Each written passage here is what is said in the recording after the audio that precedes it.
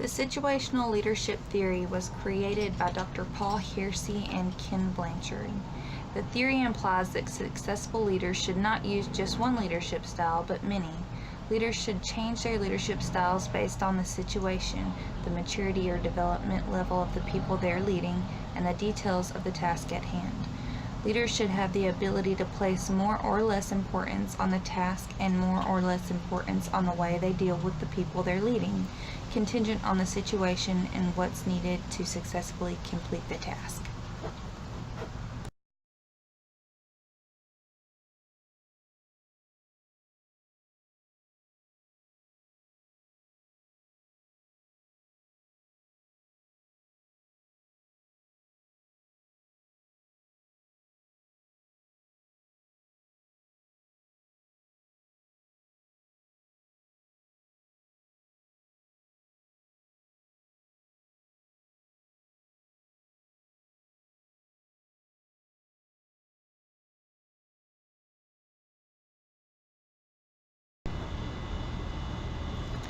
Successful leadership is achieved by selecting the right leadership style, which is contingent on the level of the follower's readiness or the extent to which they are willing and able to accomplish a specific task.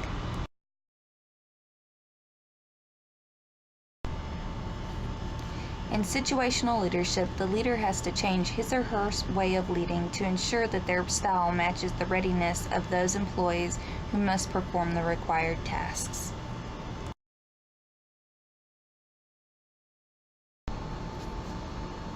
If followers are unable and unwilling to do a task, the leader needs to give clear and specific directions.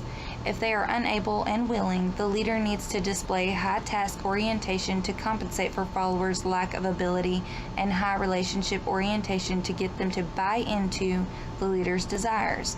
If followers are able and unwilling, the leader needs to use a supportive and participative style. If they are both able and willing, the leader doesn't need to do much.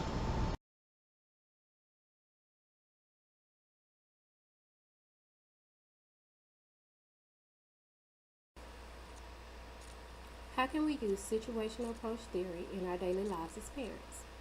As a parent, it is important to apply different situational approach concepts to improve the day-to-day requirements of household management. Older kids can be very helpful in helping with guiding younger siblings in the right direction. Learning by example is vital to family unity. Teach one, pass what you learn on to the next, and it is great for getting an assembly of togetherness rolling throughout the entire house. Friendly competition and small challenges with simple rewards like playtime for getting chores done when working together as a team also works well.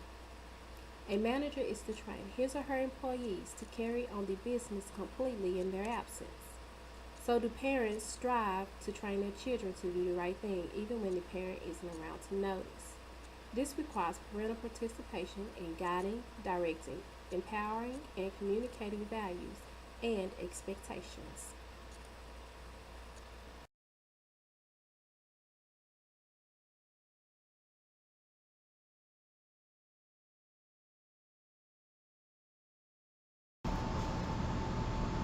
Anyone who uses a situational approach to leadership knows just how important it is.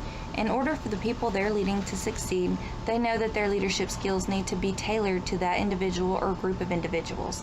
They also need to fit their leadership roles to the tasks that need to be accomplished. Not every individual or job is the same, so a one-size-fits-all approach to leadership would not be recommended in the workplace.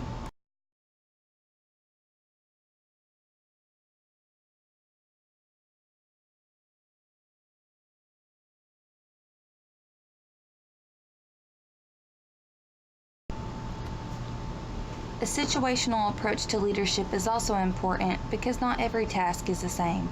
A smart leader wouldn't lead a group to bake a cake in the same way they would lead a group to run a marathon. The activities are completely different and require a totally different leadership role. In order for these or any tasks to be successful, the leadership must not know to lead correctly as pertains to the activity, job, mission.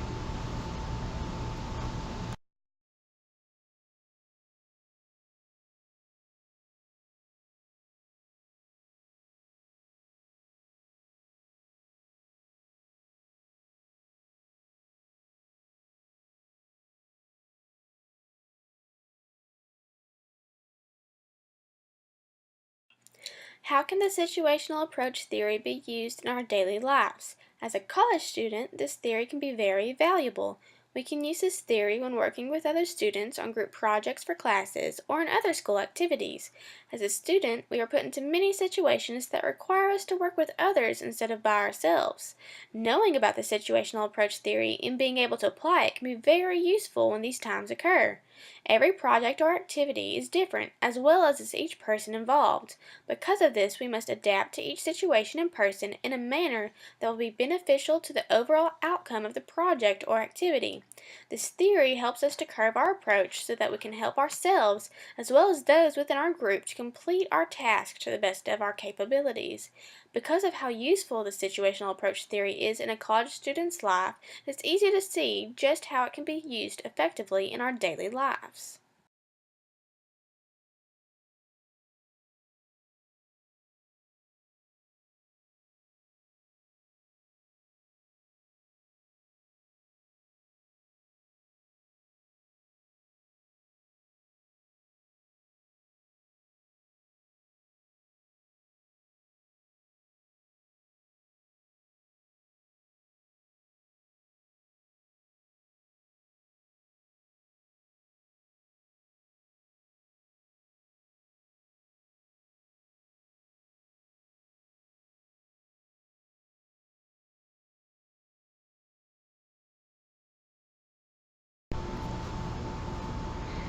They are able and willing to work on a project by themselves with little supervision or support. Occasional monitoring allows the team leader to stay informed and ensure that team members have the necessary resources.